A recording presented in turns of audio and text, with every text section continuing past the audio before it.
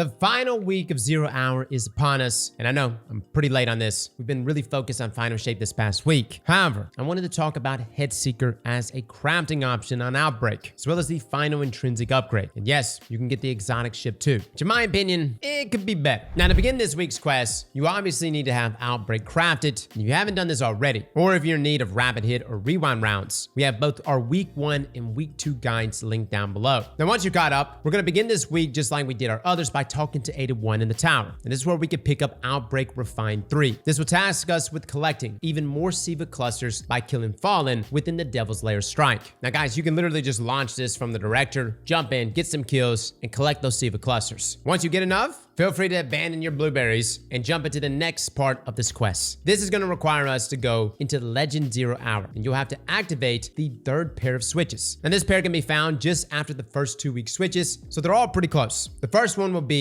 to our right when we go squeeze through the tube to scale the side of the tower, and this is likely the easier one to end with. The second switch is right here when you start jumping up the wall. So you can start with either, but like the others, when you activate this first switch, you'll receive the Catalyst Switch Primed. This buff lasts for 30 seconds, and you'll need to make it to the other switch before the timer runs out, and you'll know you successfully interacted with it when you get that quest step completed. After this, you simply need to complete the mission like normal. Now once you've done that, you'll get another Outbreak perfected and more quest progression. Now you just need to return to Ada, where you complete the quest and claim Headseeker as your reward. Now before we go to reshape our Outbreaks, we need to finally unlock that last intrinsic upgrade, as well as our exotic ship. Now to do this, you can be on either difficulty, but essentially you'll need to shoot more hidden symbols with Outbreak. The location of this week's puzzle is actually within Trevor's maze, so a little bit more stressful, but the key button to start the puzzle and get that buff is within the first cubby on your left when you drop into the maze. And the locations of each symbol are right in front of you in the corner. Then if you have one on your first left, this is also where the hologram that also shows you the correct symbol is, and then the 3rd symbol is on the wall in the middle. And once you've shot all 3 in the correct order, you get a pop-up in chat saying sequence accepted, and you can then continue into the vault room where we will complete the final week's puzzle. Keep in mind guys, the incinerator room changes daily, and this is all tied to your surge. So whenever you're doing this, literally just look at the surge and choose the correct path. For instance, the making of this guide, it's solar surge, so therefore we'll be doing the solar path. Continue on though to the vault puzzle, and this is the door that was unlocked by the symbols in Trevor's maze, and all the information we need will still be on this screen. Now what we want to look at is the 3rd column as the rhombus shape. Align yourself facing the back of the room, and then interact with the buttons from top to bottom, with each arrow corresponding to one button. The black arrows are in the unlocked room. The orange are the buttons outside. So on the screen now is us interacting with the buttons in that order.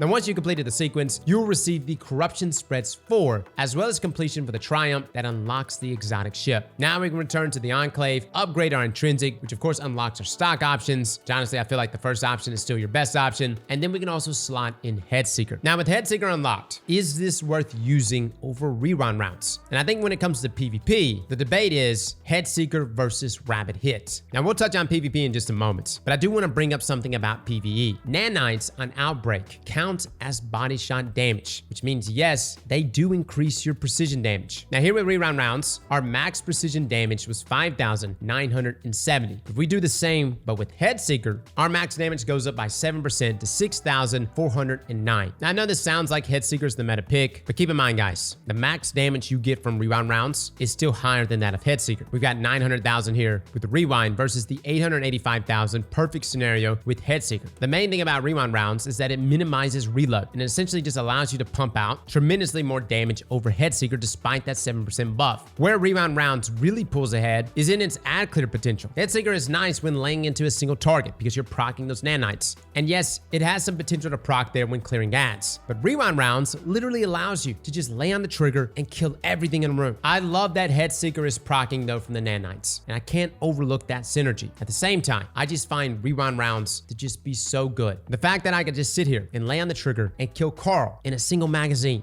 It's too good, man. But this also takes us to PvP. PvP, oh man, such a strange one, dude. I have used Outbreak so many times this past week. Now, we've also used Outbreak with Rapid Hit inside of Trials of Osiris. We did our Flawless run just a few weeks ago, and it was really good. And the reason why lightweight pulse rifles are feeling a bit better is because of a buff they received not that long ago, which Outbreak Perfected took advantage of. Their body shot damage was increased by 6%, and the critical hit damage was increased by 3%. Now, this didn't change the TTK values, but essentially just added more forgiveness. So from tier 10 resilience to tier 6, it takes 7 crits 1 body, giving us a 0.87 time to kill value. Then from tier 5 to tier 3 resilience, it takes 6 crits 2 body. It's still in 0.87 seconds. Now, technically, from tier 2 and below, you can kill in 7 crits in 0.8 seconds. Now, what we can accomplish with Headseeker is that at tier 10 resilience to tier 7, we can get the kill in 7 crits 1 body, just like above, in 0.87 seconds. But from tier 6 resilience, you can get the kill in 6 crits in 2 bodies. So a little more forgiveness added up there, but still 0.8 seconds at 7 crits at tier 2 resilience and below. Listen, guys, I love Headseeker. And yes, there are multiple ways to proc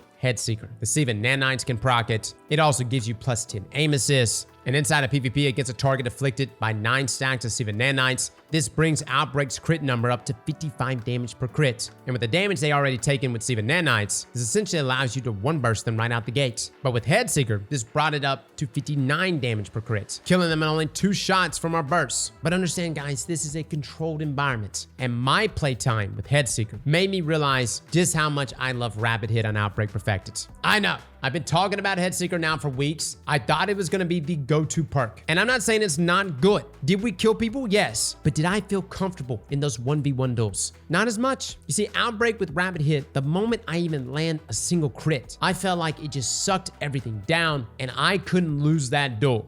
Even if they were shooting me back, I felt comfortable enough with Outbreak with Rapid Hit procced to continue my duel. That was something that I noticed dropped off when utilizing Headseeker. Yes, it adds a slight amount of forgiveness, but is it worth it over Rapid Hit? In my opinion, guys, it's not. And listen, this is going back and forth between controller and mouse and keyboard, and there were times with Headseeker that I felt like it really popped off. But I think Rapid Hit for me is going to be the go-to perk for PvP, and it's a perk that both input devices will appreciate. Now, at the same time, we had people in our chat saying that Headseeker was the go-to perk for controller players, and Rapid Hit is the go-to perk for mouse and keyboard players. Maybe. In my opinion, I still prefer Rapid Hit on controller, but if you're on controller and you're using Headseeker on Outbreak and you're like, dude, this is the go-to perk for me, well, by all means, guys, keep using Headseeker. I just know for me, whenever I got someone coming around the corner with an SMG or an Igneous or a Rose, and I'm in a duel situation, I found myself wanting my Rapid Hit role of Outbreak more than my Headseeker role. Either way it goes, though,